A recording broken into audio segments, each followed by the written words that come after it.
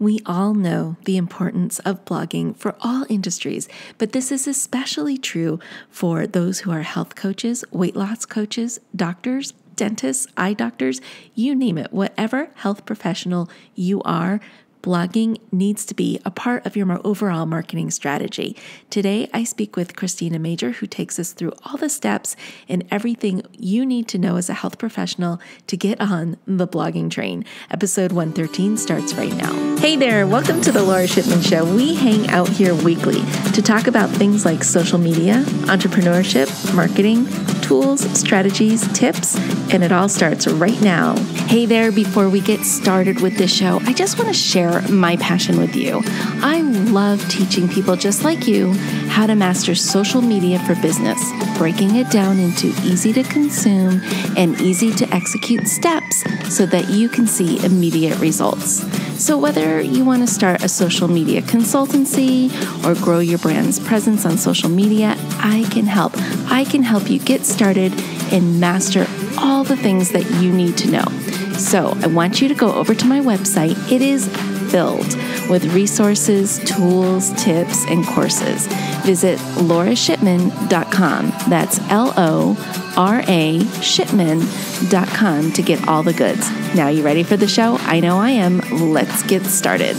Hey everybody, welcome back. I'm excited because today I have Christina Major with Crystal Holistic Health with us today, and she's going to give us some really great information about blogging for coaches, doctors, and other health professionals in the field. So, Christina, welcome to the show. Thank you for being here.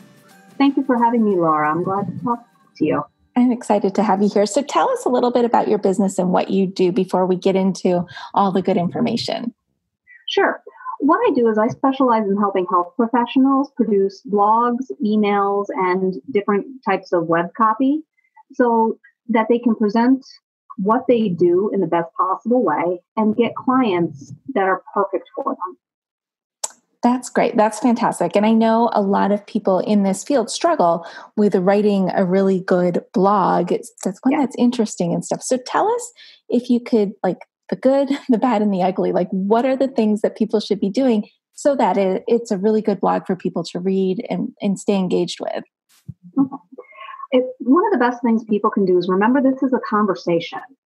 People are coming to be entertained before they're coming to be informed. So people want to hear stories. They want to hear what's going on. They want to have a friend to talk to. They don't want to be preached to. They don't want to sound like they're reading a study or attending a lecture.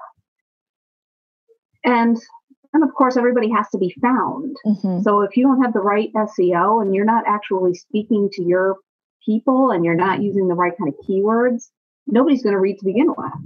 Yeah, that's so true. I love how you say that, like, you need a friend there, because I think you're right. I think in the medical industry, a lot of people get preachy, and I don't think they do it on purpose. I think it's because they just know so much about the body and health and stuff that they can't help to come across that way.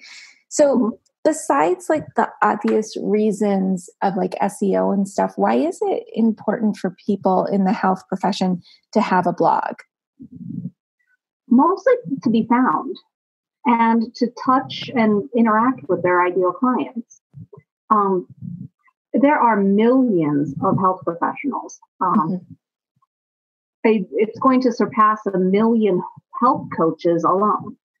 So if you can specialize into a particular niche, you have to corner the market. Mm-hmm. One of my clients works specifically with nutrition for pregnant women to give the babies the best start in life. But if you do a search for pregnancy nutritionists, you're going to find 20, 30,000 different people to do that. Mm-hmm. So you really have to narrow down into your ideal client, have the right kind of keywords that people are looking for. And then once you can catch their attention, you have to be friendly enough and you have to really connect with your people. Mm-hmm. And that's what a blog does. It's so true. You want to become that trusted source, kind of like that friend that you can turn to. So can you tell us like the difference between, I guess, like how most coaches and doctors approach blogging, and then maybe like how they can shift that. And so it's a little bit more productive for them and come across as that friend and stuff like that. How do they do it? What is the best advice? I actually find doctors and coaches do it in two separate and opposite ways. Okay. Doctors will launch right into the middle of, you have diabetes, this is what you need to do. And it's very aggressive, it's very formal, it's very medical dictatorship. Mm-hmm. And the doctors have to tone down what they do to become more friendly. Now, coaches, on the other hand, they tend to put themselves down. I meet so many coaches that they have great certifications. They help tons of people, and they are really, really phenomenal with some of the awards they've won, speeches they've given, and everything, but they don't tell anybody. Uh-huh. So they downplay themselves so much that they really need to become bigger. They need to become a little bit more on the scientific side so they have authority. Mm-hmm. And everybody just needs to have a conversation. Okay, so that brings up a good point then. So you said they need to speak with authority, but because I think I have a lot of coaches that do follow me, how do they compete against maybe the person with that MD degree, with that MD behind their name? Like they're competing with doctors. So how do they break away from that so they're maybe not competing and that people take them seriously? Like what can they do? They have to know what they're talking about. Okay. If they have a particular knowledge base, for example, if somebody really knows diabetes and really can speak to it, mm-hmm. write about that. Write about the different types of foods that work for it. Write about the different lifestyles. Speak to their people in terms they understand. What are their people saying? Do they feel fatigued? Does it feel like their blood burns sometimes when they get too much sugar? Or maybe they talk about how they get spots in their eyes and darks and they start graying out. Really connect and let the people understand.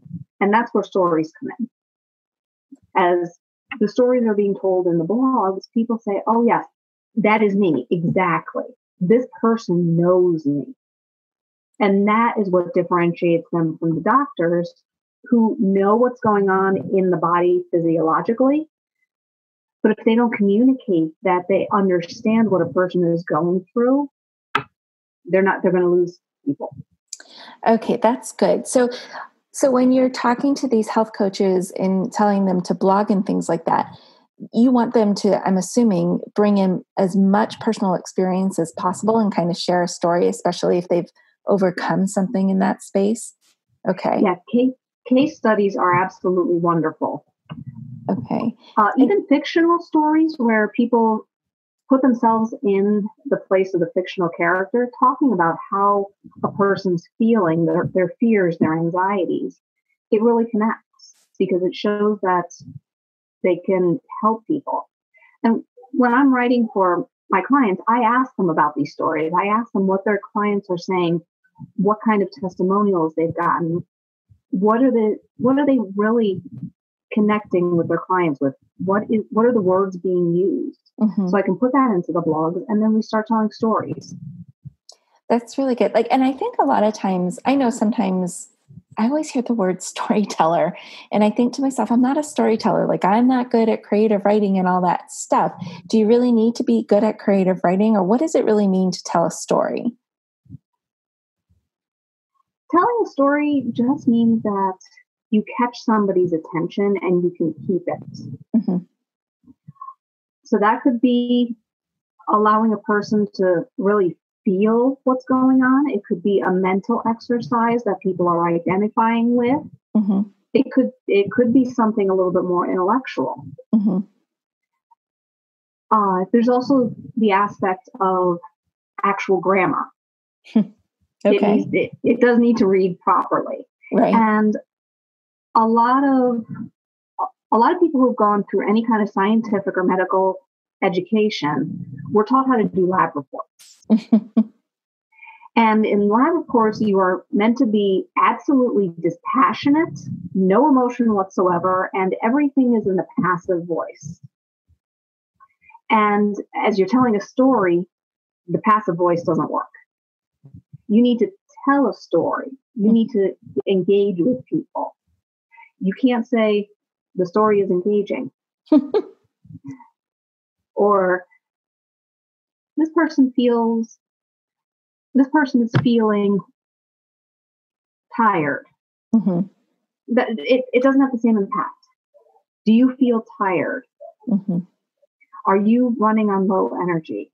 Mm-hmm. And that it's the action versus just sitting back and describing. Okay, that makes sense. That's really good. Okay, so now, like, I think everybody knows or understands that they do need to have a blog in place and write it.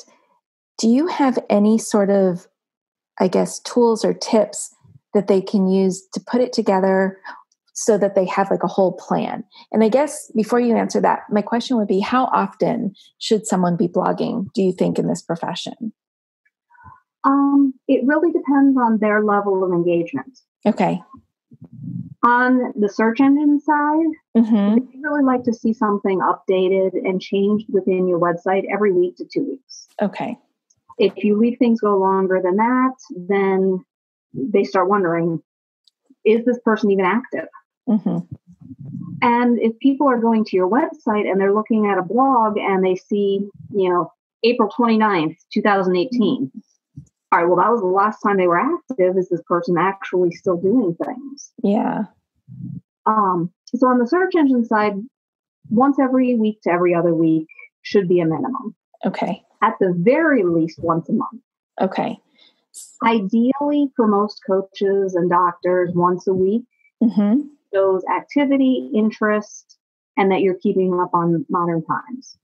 But if you're something like Dr. Wheel or Dr. Oz and you're a big name, 2 and 3 times a day would probably be better. Wow. But the vast majority of people who are listening to, how to write a blog, right, aren't at that level yet. Okay, so just I'm sure people are freaking out right now when you said the Dr. Wheel or the Dr. Oz thing a couple times a day. Before they drive off the road or fall off the treadmill as they're listening to this, how long are these blogs? Are they like pages and pages long? Are they just like a couple of paragraphs here and there? Like, what is your best practice for how long a blog should be? Most blogs should be somewhere between 750 and 1,500 words. Okay. And that translates, if you open up a Word document, that is 2 full pages typed out to about 5 pages typed out. Okay, so 2 to 5 pages, and we're not talking 24 font. We're talking like 12-point font, right? The regular normal font, yeah. Okay, so 750 to 1,500 words. Okay, so now I know I have to, my goal would be to post once a week. Maybe every other week is where I'm going to hit.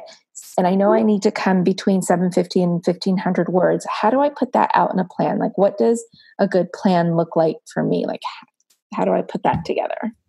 The plan is probably the most important part. Mm-hmm.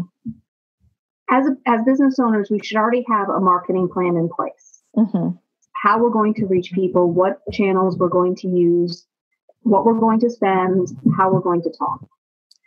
Blogging is part of that plan. So it needs to work with everything else. So if your marketing plan on Facebook is to post 2 and 3 times a day, mm-hmm. your blog should influence some of those posts, reflect those posts, and be the same kind of content, wording, and verbiage that's on Facebook, your website, printed materials. So it's all one cohesive unit. Then you should go and write out a week-to-week, month-to-month plan. I recommend at least 6 months ahead of time. Mm-hmm. And that way you know what holidays are coming up, what activities are coming up. If you're launching a new program, online course, book, anything, you can work that into your blog. And now you have the idea down. So what you're saying is, like, you pretty much will say, have 6 months of titles or concepts Mhm. like already planned out on a document somewhere so that in January you're talking about maybe these 2 ideas. In February, you've got 2 more ideas coming. Mhm. Okay. Exactly. Okay. And Yeah, since January is coming up, New Year's resolutions and weight loss is very big for most in the health profession. So we should know by now that the first week we're going to talk about goal setting. Second week, we're going to talk about good exercise programs. Third week, we're going to talk about food choices when we start falling off the bandwagon and just keep going through things like that. So now you have an idea. And from the idea, you can start breaking it down into 3 to 4 different sections within the blog. And each of those has a subheadline. And at that point, you're only writing 2 to 3 paragraphs per section.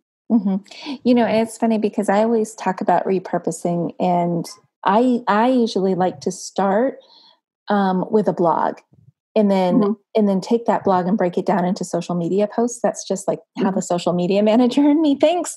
But so it makes a lot of sense for you to say what you said is just like make sure everything's cohesive and flows together. I think that's great.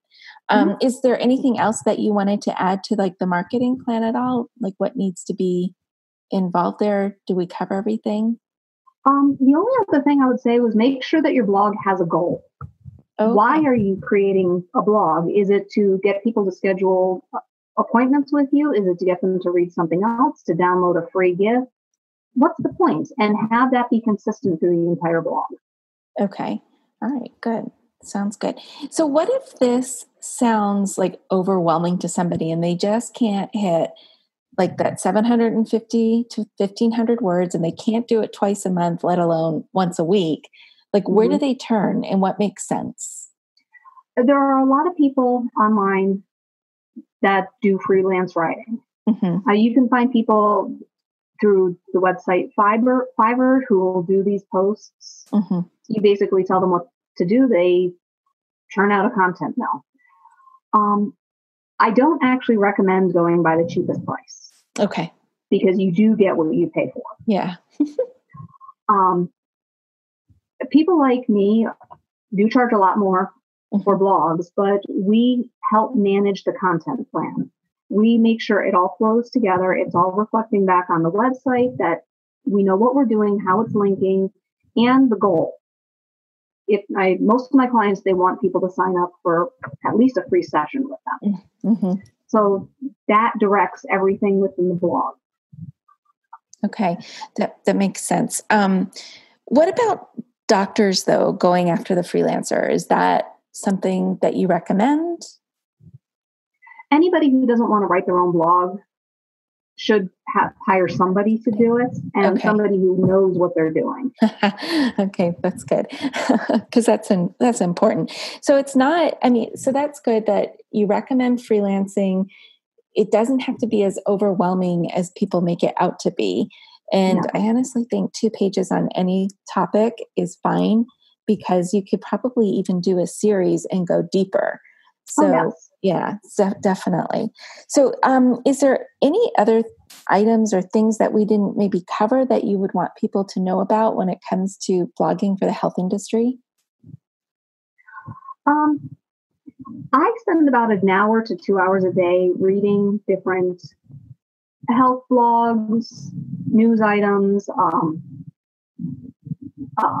just going to some of the major websites like WebMD, BuzzFeed, Healthline, to see what they're putting out, reading what they have to keep up on what's happening. Yeah. And most health professionals don't have that time. Right. No, they don't. Yeah.